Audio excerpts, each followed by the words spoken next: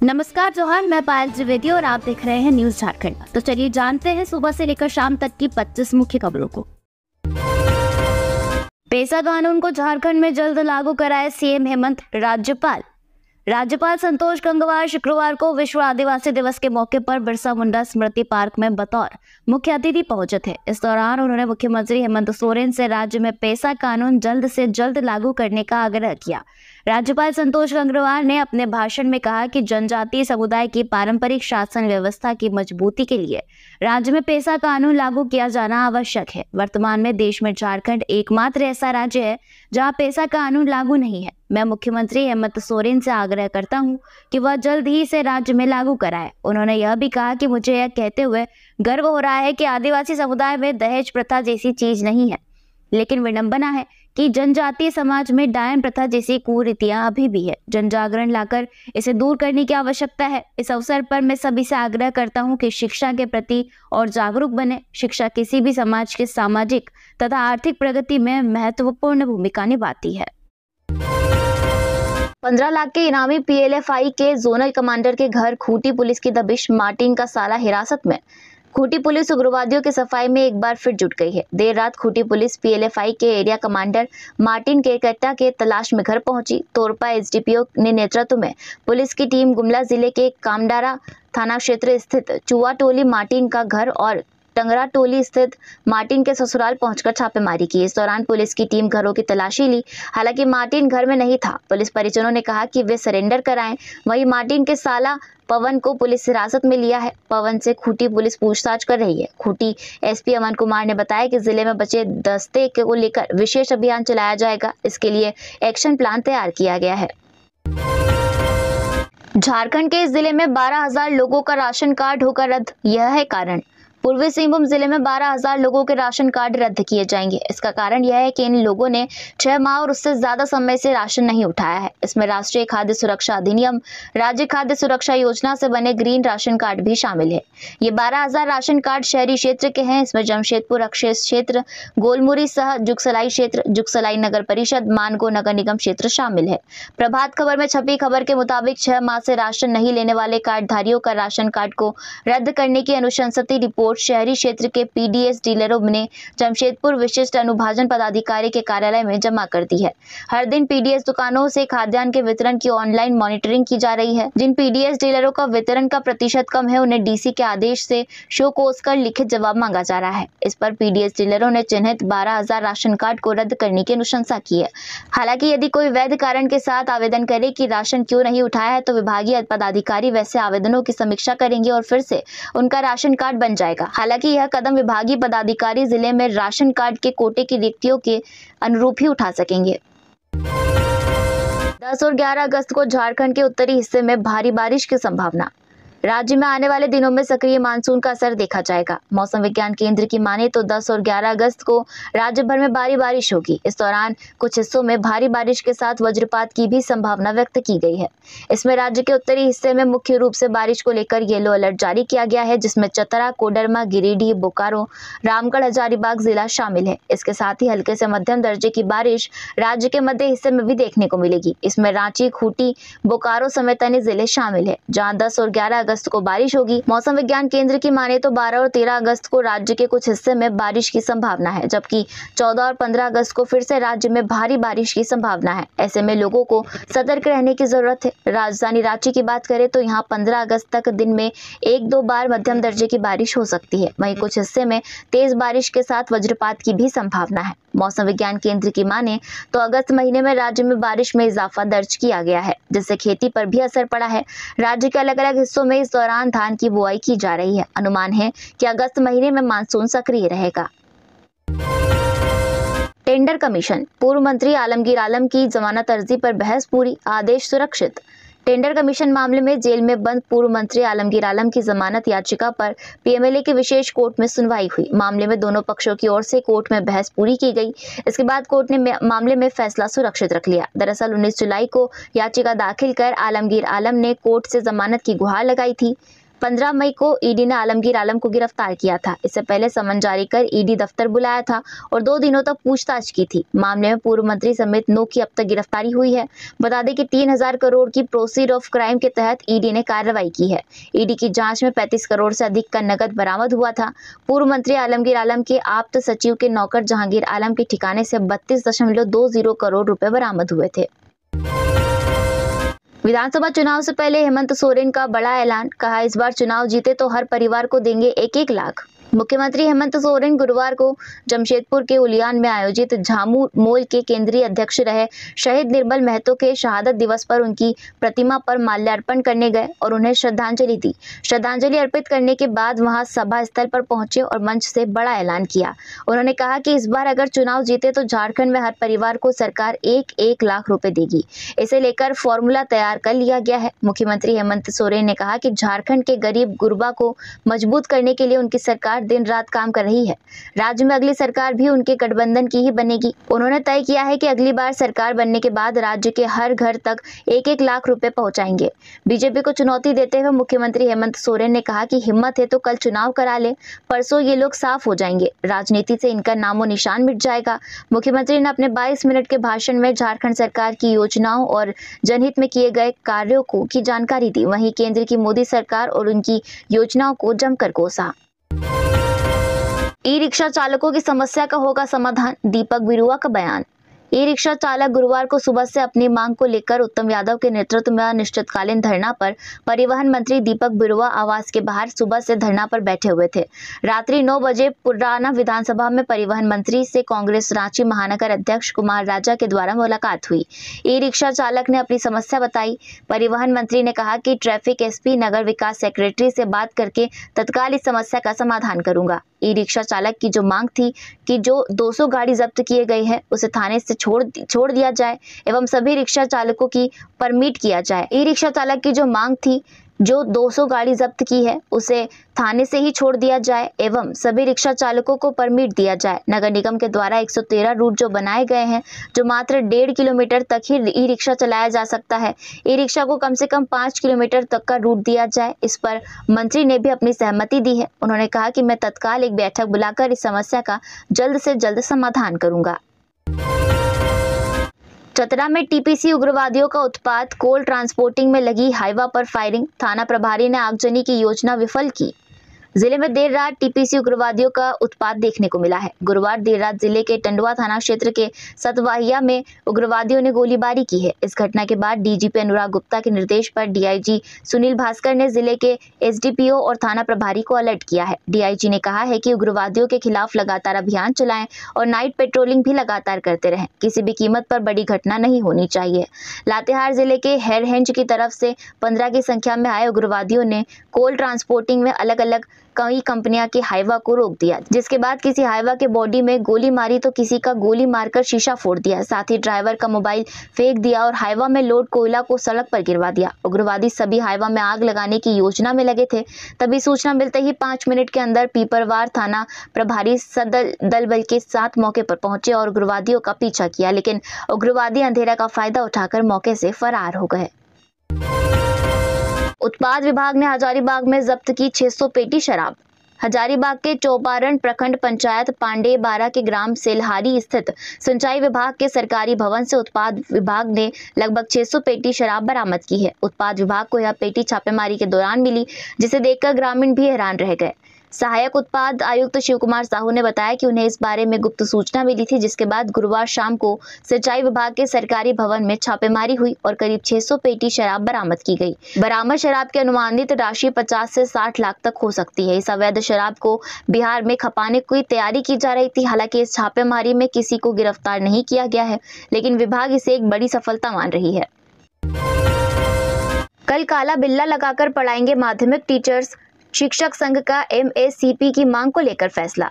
झारखंड राज्य माध्यमिक शिक्षक संघ ने एमएसीपी की मांग पर राज्य सरकार द्वारा कार्रवाई नहीं किए जाने के विरोध में कल काला बिल्ला लगाने का निर्णय लिया है। संघ ने माध्यमिक विद्यालयों के शिक्षकों से 10 अगस्त को काला बिल्ला लगाकर बच्चों के पठन पाठन करने की अपील की है। अपील करने वालों में यशवंत विजय, नीरल पुष्कर, बारला, कुर्बान अली, भवेश महतो, मुकेश कुमार, मोहनलाल महतो, तरुण नाग, संजय कुमार महतो, मंजू रानी डे, उपमा पाल, जयश्री, राकेश कुमार आदि सम्मिलित हैं। मानदेय के भुगतान के लिए गुरुवार को विभिन्न महाविद्यालयों से शिक्षक रांची विश्वविद्यालय के कुलपति अजीत कुमार सिन्हा से मुलाकात के लिए राज्य विश्वविद्यालय आए थे, परंतु कुलपति से मुलाकात नहीं होने के कारण मायूस होकर लौट गए। इस पर संघ के अध्यक्ष अरविंद प्रसाद ने कहा कि रांची विश्वविद्यालय के ढुलमुल रवैया के कारण हम लोगों की आर्थिक स्थिति इतनी दयनीय हो चुकी है कि जीना दुश्वार हो गया है।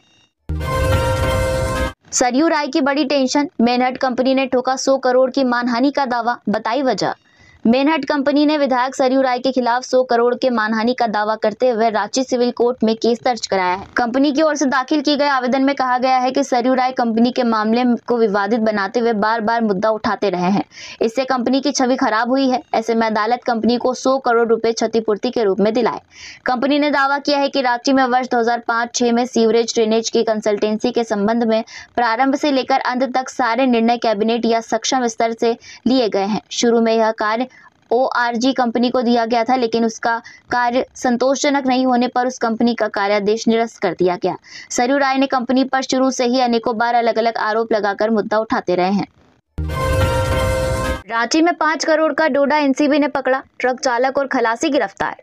नारकोटिक्स कंट्रोल ब्यूरो रांची ने बड़ी कार्रवाई की है। एक ट्रक में 4300 किलो डोडा जा रहा था, जिसे NCB की टीम ने मांडर टोल प्लाजा के पास से पकड़ा है। पकड़े गए डोडा का बाजार मूल्य 5 करोड़ रुपए से अधिक है। NCB की टीम ने ट्रक चालक प्रदीप कुमार और खलासी गुड्डू कुमार को भी पकड़ा है। दोनों चतरा जिले के रहने वाले बताए जा रहे हैं। दरअसल NCB को सूचना मिली थी कि एक ट्रक में डोडा भरा हुआ है और वह मांडर के रास्ते बिहार जा रहा है। इसी सूचना पर NCB की टीम ने मांडर टोल प्लाजा के पास घेराबंदी कर ट्रक को पकड़ा। ट्रक चालक और खलासी ने बताया कि ट्रक में खूंटी से डोडा को लोड किया गया था। बिहार में डिलीवरी देनी थी। बिहार से राजस्थान, हरियाणा, पंजाब और दिल्ली भेजा जाना था। इन इलाकों में डोडा की मांग काफी ज्यादा है। नशे के लिए इसका युवा तो इस्तेमाल करते ही हैं, ट्रक ड्राइवर भी बड़े पैमाने पर इसकी खरीदारी करते हैं। PVGT के निकट आदिवासी इलाकों में भी होगा विद्युतीकरण, केंद्रीय ऊर्जा मंत्रालय का निर्णय। PM जनमन योजना के तहत राज्य के छूटे हुए टोलों और गांवों का विद्युतीकरण किया जाना है। जनजातीय कार्य मंत्रालय की रिपोर्ट के अनुसार झारखंड के 17 जिलों में कुल 7184 PVGT घरों में से 1676 घरों को विद्युतीकरण के लायक बताया गया है। हालांकि बाद में भारत सरकार की मिनिस्ट्री ऑफ पावर ने यह निर्णय लिया कि DPR में अन्य जिलों के PVGT और इसके निकट रहने वाले अन्य आदिवासी समूहों को भी शामिल किया जाएगा, जो मिनिस्ट्री ऑफ ट्राइबल अफेयर्स की सूचना में शामिल नहीं है। ट्राइबल अफेयर्स डिपार्टमेंट द्वारा प्रदान की गई सभी घरों की सूची को जमीन स्तर पर JBVNL ने सत्यापित करने के लिए सर्वेक्षण कराया। इसके बाद JBVNL ने यह प्रस्ताव तैयार किया, जिसमें ऑन ग्रिड के लिए कुल 42.05 करोड़ में से 41.43 करोड़ की स्वीकृति केंद्रीय विद्युत मंत्रालय ने दी है। रांची से जयपुर के लिए सीधी ट्रेन की मांग तेज, संगठनों में रोष। रांची से जयपुर के लिए सीधी ट्रेन की मांग तेज हो गई है। विभिन्न सामाजिक, धार्मिक और व्यापारिक संगठन की ओर से इसकी मांग की जा रही है। इधर लंबे समय से मांग पर ध्यान नहीं देने से संगठनों में भी रोष है। अब प्रधानमंत्री नरेंद्र मोदी को स्मारक पत्र भेजने की तैयारी है। दरअसल झारखंड से प्रतिवर्ष हजारों की संख्या में लोग राजस्थान की यात्रा करते हैं। खाटू श्याम बाबा, रानी सती मंदिर झुंझुनू, सालासर बालाजी सहित कई प्रमुख धार्मिक स्थल राजस्थान में है। समाज के आस्थावान पूजन, दर्शन और इसकी यात्रा में जाते हैं। वहीं हजारों जैन तीर्थ यात्री समेत शिखर तीर्थ पारसनाथ के दर्शन के लिए आते हैं। साथ ही व्यापारिक कार्य के लिए लोगों का आना जाना होता है। ऐसे में सीधी ट्रेन नहीं रहने से सामाजिक, आर्थिक, धार्मिक व व्यापारिक क्षति हो रही है। टाटा स्टील में बोनस पर फैसला जल्द, यूनियन ने प्रबंधन को लिखी चिट्ठी। टाटा स्टील में बोनस समझौता को लेकर टाटा वर्कर्स यूनियन ने आधिकारिक पत्र भेज दिया है। यूनियन अध्यक्ष संजीव चौधरी टुन्नू ने पत्र मैनेजमेंट को लिखा है। इसमें मांग की गई है कि बोनस समझौता पर जल्द फैसला ले और बैठक शुरू की जाए। पत्र के बाद वार्ता शुरू होगी। ऐसी उम्मीद है कि कई दौर की वार्ता के बाद समझौता होगा। वैसे पहले से फॉर्मूला तय हो चुका है, जिसके आधार पर समझौता होगा, लेकिन आने वाले साल के लिए भी बोनस का फॉर्मूला तय किया जा सकता है। संभावना है कि बोनस में कुछ नुकसान भी हो सकता है, क्योंकि बीते वित्तीय वर्ष 2023-24 में कंपनी को वित्तीय वर्ष 2022-23 से कम मुनाफा हुआ है। हालांकि प्रोडक्टिविटी में बढ़ोतरी हुई है। इसके अलावा सेफ्टी की भी राशि नहीं मिलेगी। मैया योजना के 6.92 लाख आवेदन जमा। मुख्यमंत्री हेमंत सोरेन ने कहा है कि झारखंड मुख्यमंत्री मैया सम्मान योजना की प्रक्रिया बिल्कुल सरल कर दी गई है। योजना के लिए गुरुवार शाम 5 बजे तक पूरे राज्य में 6,92,000 महिलाओं को आवेदन जमा हो चुके हैं। जिलावार आवेदन की समीक्षा करने के बाद मुख्यमंत्री ने 10 जिलों के उपायुक्तों को आग्रह किया है कि उनके जिलों में आवेदन कम है और यह स्वीकार नहीं किया जा सकता। उन्होंने आवेदनों की संख्या बढ़ाकर हर जरूरतमंदों को इसका लाभ देने का निर्देश दिया है। सीएम सोरेन ने उम्मीद जताई है कि रात तक आवेदनों की संख्या 9 लाख पहुंच जाएगी। मैया योजना के लिए कैंप 15 अगस्त तक चलेगा और इसके बाद भी प्रज्ञा केंद्रों में दिसंबर माह तक आवेदन जमा होंगे। अब आवेदन ऑफलाइन भी जमा हो रहे हैं। मुख्यमंत्री ने चतरा, गुमला, जामताड़ा, खूंटी, कोडरमा, लोहरदगा, रामगढ़, सरायकेला खरसावा, सिमडेगा, चाईबासा जिलों के उपायुक्तों को निर्देश दिया है कि आवेदनों की संख्या बढ़ाने के लिए हर स्तर पर प्रयास करें। प्रथम अनुपूरक की 4833.39 करोड़ की राशि स्वीकृत। राज्य सरकार की संचित निधि से 4833.39 करोड़ की राशि की निकासी की स्वीकृति दे दी गई है। इस संबंध में विधि विभाग ने आदेश जारी किया है। झारखंड विधानसभा के मानसून सत्र में 6 अगस्त को ही प्रथम अनुपूरक के रूप में बजट की स्वीकृति दी गई थी। 1 अप्रैल 2024 को शुरू होने वाले वर्ष में भुगतान के सिलसिले में होने वाले विभिन्न व्यय के लिए यह राशि स्वीकृत की गई है, जिसके अंतर्गत कृषि विभाग, भवन निर्माण, कैबिनेट, ऊर्जा, उत्पाद, वित्त विभाग सहित अन्य विभागों के लिए अलग अलग राशि स्वीकृत की गई है। लातेहार डीसी गरिमा सिंह का प्रयास लाया रंग। जारम गांव के लोगों के 18 वर्षों का इंतजार होगा खत्म। जिले के जारम गांव के ग्रामीणों का 18 वर्षों का इंतजार अब खत्म होने वाला है। लातेहार डीसी गरिमा सिंह के प्रयास से जारम गांव के सुकरी नदी पर अधूरे पड़े पुल का निर्माण फिर से जल्द शुरू होने वाला है। पुल निर्माण की प्रक्रिया अंतिम चरण में है। पुल निर्माण होने से दर्जनों गांव के सैकड़ों ग्रामीण लाभान्वित होंगे। दरअसल जारम गांव के सुकरी नदी पर पुल नहीं बनने के कारण यहाँ के ग्रामीणों को भारी परेशानी का सामना करना पड़ता है। सबसे अधिक परेशानी बरसात के दिनों में होती है। बरसात के मौसम में जब भी मूसलाधार बारिश होती है तो यह गाँव पूरी तरह टापू में बदल जाता है। गांव से बाहर जाने या फिर बाहर से गांव आने का कोई रास्ता नहीं बचता। इस दौरान यदि कोई ग्रामीण बीमार पड़ जाए तो उसका इलाज भी कराना संभव नहीं होता है। कई बार तो इलाज के अभाव में ग्रामीणों की मौत भी हो जाती है। ई कॉमर्स कंपनी के कस्टमर केयर से बात कर रहे हैं तो सावधान, वरना बैंक खाता में पड़ सकता है डाका। प्रतिबिंब पोर्टल के माध्यम से मिली सूचना पर गिरिडीह एसपी दीपक कुमार शर्मा की टीम ने कार्रवाई की है। एसपी दीपक के निर्देश पर साइबर थाना प्रभारी ने अपने सहयोगियों के साथ 2 साइबर क्रिमिनल को गिरफ्तार किया है। जिनकी गिरफ्तारी हुई है उनमें जमुआ थाना इलाके के बेरहाडीह नवडीह ओपी क्षेत्र निवासी उमेश कुमार मंडल और बेहराडीह थाना जमुआ और दीपक कुमार मंडल दोनों शामिल है। दोनों के पास से पुलिस ने 2 मोबाइल, 4 सिम कार्ड बरामद किए हैं। यह जानकारी एसपी दीपक कुमार शर्मा ने दी है। एसपी ने बताया की सूचना मिली थी कि बेंगाबाद थाना क्षेत्र में कुछ साइबर अपराधियों का जमावड़ा लगा है। ये अपराधी आम लोगों को ठग रहे हैं। इस सूचना पर त्वरित कार्रवाई हुई और दोनों को गिरफ्तार किया गया। इस संदर्भ में साइबर थाना कांड संख्या 33/2024 अंकित किया गया है। एसपी ने बताया कि दोनों अपराधियों ने पूछताछ में पुलिस को यह जानकारी दी है कि इन लोगों ने इंटरनेट को सर्च इंजन में नामी ई कॉमर्स कंपनी के कस्टमर केयर के नंबर की जगह अपना नंबर पंच करा रखा था। इन नंबरों पर जब कोई ग्राहक अपना रिफंड को लेकर फोन करते हैं तो इनके द्वारा सामने वाले ग्राहक को गुमराह किया जाता है और ठगी करते हैं। इसके अलावा IGL पर भी अपना नाम पंच कर रखा है और गैस कनेक्शन डिस्कनेक्ट करने के नाम पर साइबर ठगी करते हैं। कहा कि दोनों ने अपना जुर्म स्वीकार कर लिया है। झारखंड ATS का छापा, सिमडेगा मंडल कारा से ऑपरेट हो रहे स्मार्टफोन बरामद। जमीन के अंदर छुपा रखा था अमन का गुर्गा आकाश। झारखंड ATS की टीम ने सिमडेगा जेल परिसर से मोबाइल बरामद किया है। जेल में कैदियों की पूरी निगरानी के दावे भी किए जाते हैं, लेकिन ये दावे खोखले नजर आते हैं। सिमडेगा के जेल परिसर में शुक्रवार को अचानक छापा मार दिया। इस दौरान परिसर में बन रहे नवनिर्मित बैरक से उन्हें एक स्मार्टफोन मिला है। इस फोन को कई आपराधिक घटनाओं में इस्तेमाल किए जाने की आशंका जताई जा रही है। ATS ने उस मोबाइल फोन को जब्त कर लिया है। बताया जा रहा है कि बरामद मोबाइल अमन साहू गिरोह के अपराधी आकाश राय उर्फ मोनू का इसका इस्तेमाल करता है। ATS को सूचना मिली थी कि जेल से फोन कर आपराधिक घटनाओं को अंजाम दिया जा रहा है। इसी सूचना पर ATS SP ऋषभ कुमार झा ने सिमडेगा पुलिस की मदद से जेल में करीब 5 घंटे तक छापेमारी कर मेटल डिटेक्टर की मदद से जमीन के नीचे छुपा कर रखा गया एक स्मार्टफोन बरामद किया। बरामद मोबाइल फोन से झारखंड के गढ़वा, रांची और छत्तीसगढ़ के रायपुर तक कोऑर्डिनेट किया जाता था। दुमका में मसानजोर डैम के पास मिला युवती का जला हुआ शव। जांच के लिए बुलाई गई फोरेंसिक टीम। जिले के मसानजोर डैम से थोड़ी दूर पश्चिम बंगाल जाने वाली सड़क के किनारे एक युवती का जली अवस्था में शव बरामद किया गया है। मौके पर पुलिस पहुंच गई है और शव की शिनाख्त का प्रयास कर रही है। आज दुमका जिले के ये मसानजोर थाना क्षेत्र के जीतपुर गांव के समीप पश्चिम बंगाल जाने वाली सड़क के किनारे ग्रामीणों ने एक युवती का जली हुई अवस्था में शव देखा। उन्होंने इसकी सूचना पुलिस को दी। तत्पश्चात थाना प्रभारी राजेश रंजन दल बल के साथ मौके पर पहुंचकर घटना की जांच करने में जुटे हैं। अब तक मृतका की पहचान नहीं हो पाई है। युवती के शव बरामदगी को लेकर मसानजोर थाना प्रभारी राजेश रंजन ने बताया कि मसानजोर डैम से पश्चिम बंगाल के बीरभूमि की ओर जाने वाली जो सड़क जाती है, उसी सड़क के किनारे यह शव मिला है। डेड बॉडी देखकर ऐसा प्रतीत होता है कि उसकी हत्या कहीं अन्यत्र की गई है और हत्यारे शव को फेंकते हुए निकल गए। रायपुर धनबाद आर्थिक कॉरिडोर पत्थलगांव से गुमला तक 4 लेन रोड के लिए रैयतों को मुआवजा जल्द। रायपुर धनबाद आर्थिक कॉरिडोर के छत्तीसगढ़ से गुमला तक बनने वाले हाईवे प्रोजेक्ट के लिए ली जाने वाली जमीन के बदले रैयतों को जल्द ही मुआवजा राशि मिलने जा रही है। केंद्रीय कैबिनेट से छत्तीसगढ़ के पत्थलगांव से गुमला तक की 32 किलोमीटर रोड प्रोजेक्ट की मंजूरी मिलने के बाद अब इसके निर्माण के लिए NHAI ने कदम बढ़ाने शुरू किए हैं। National highway authority of India के अधिकारियों ने बताया कि इस महत्वपूर्ण 4 लेन रोड प्रोजेक्ट के लिए पहले ही आवश्यक जमीन अधिग्रहण की कार्रवाई की जा चुकी है।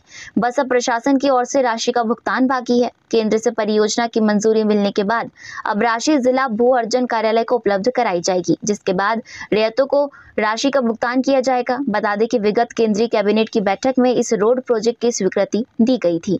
तो ये थी झारखंड की टॉप बड़ी खबरें। इसी तरह झारखंड की तमाम बड़ी खबरों से अपडेट रहने के लिए हमारे चैनल न्यूज झारखंड को सब्सक्राइब करें, साथ ही बेल आइकन को प्रेस करें ताकि हमारे चैनल से जुड़ी सारी जानकारी आपको मिलती रहे। धन्यवाद।